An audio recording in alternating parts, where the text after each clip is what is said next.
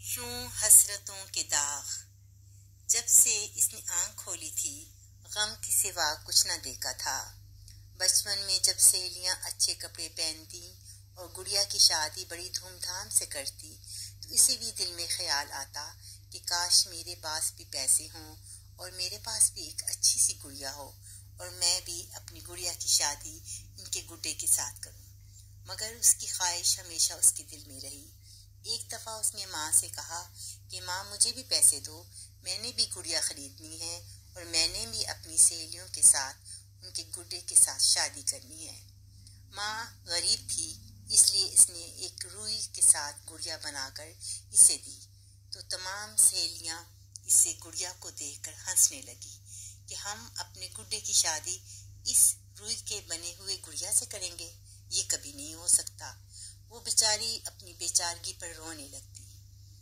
بچپن بہت ہی حساس ہوتا ہے اور یہی دن اگر آرام و سکون کے نہ ملے ہوں تو ساری عمر اس کے وجود میں یہ احساس ضرور رہتا ہے۔ اور یوں اس کی حسرتیں ماند پڑ گئیں۔ ایک ایک پائی جوڑ کر اس نے ایک گڑیا خریدی اور اپنی سہیلی کو بولا، دیکھو اب میرے پاس تمہاری جیسی گڑیا ہے، اب تم اپنے گڈے کے ساتھ اس کی شادی کرو۔ اور تمام سہیلیاں جو بہت امیر تھی کھلکھلا کر ہنسنے لگی، اوہ تمہاری گڈی سے تو ہم کبھی نہیں کریں گے کیونکہ تمہاری گڈی غریب ہے۔ اور وہ بیچاری دل تھام کے رہ جاتی اور یوں اس نے ان کے ساتھ شادی نہ کرنے کا ارادہ جو تھا وہ ترک کر دیا۔ ماں کے ساتھ اس نے بات کی، ماں کی آنکھوں میں آنسو آ گئے کہ آج ہماری غربت کی وجہ سے بچی بھی مار کھا رہی ہے۔ ماں نے بازار سے ایک اچھا سا گڈا خریدا اور اسے کہا کہ ہم دونوں مل کر ان کی شادی کریں گے، تم سب سہیلیوں کو بلانا اور ہم ان کو اچھا کھانا بھی کھلائیں گے۔ بچی کی خوشی قابل دید تھی اور ماں اپنی بچی کی خوشی کے لیے سب کچھ کرنے کو تیار تھی۔ اس کی ایک ہی تو بیٹی تھی اور 2 بیٹے تھے۔ خیر شادی کا وقت آیا، سب کو بڑا تجسس تھا کہ فریہ اپنی گڈی کی شادی کس کے گڈے کے ساتھ کر رہی ہے۔ سب سہیلیاں تو تماشا دیکھنے کے لیے تیار بیٹھی تھی۔ جب ان کو شادی کا انوائٹ ملا اور تمام سہیلیاں اپنے وقت کے مطابق وہاں پہنچ گئیں۔ جب وہ ساری آئیں تو کیا دیکھتے ہیں کہ گڑیا اور گڈا سجے ہوئے تھے، ڈھیر ساری کھانے کی چیزیں کے ساتھ اچھے کھلونے بھی تھے۔ وہ سب ایک دوسرے کا منہ تکنے لگی۔ ماں اپنی بچی کی خوشی دیکھ کر جی میں خوش ہو رہی تھی۔ جب ان کو معلوم ہوا کہ ماں نے یہ کام کیا ہے تو شرمندہ سی ہو گئی اور اپنی دوست سے معافی مانگنے لگی۔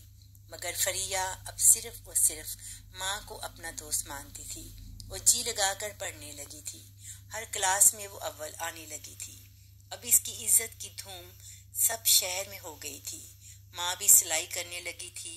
اس کی آمد سے اور اس کے باپ کی آمد سے کافی گھر میں غربت ختم ہو چکی تھی۔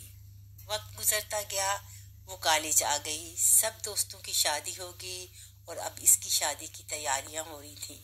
اللہ پاک نے اسے ایک اچھا شوہر نصیب کیا اور دنیا کی ہر آسائش اس کو ملی۔ 2 سال کے بعد جب اس کے ہاں پہلی بچی پیدا ہوئی تو اس کو اپنا بچپن یاد آیا اور وہ زوروں قطار رونے لگی۔ اس کی بچی کے پاس آج ایک سے ایک بڑھ کر ایک پیاری سی گڑیا تھی اور وہ شکر کر رہی تھی کہ میری بچی کے دل میں کوئی حسرت نہیں ہوگی۔ اسے آج بھی وہ پل تڑپا رہے تھے کہ خواہشیں بچپن میں نہ ملیں تو انسان ادھورا رہتا ہے۔ بڑی عمر میں انسان ہر چیز سے سمجھوتا کر لیتا ہے مگر بچپن کی یادیں دماغ سے نہیں جاتی۔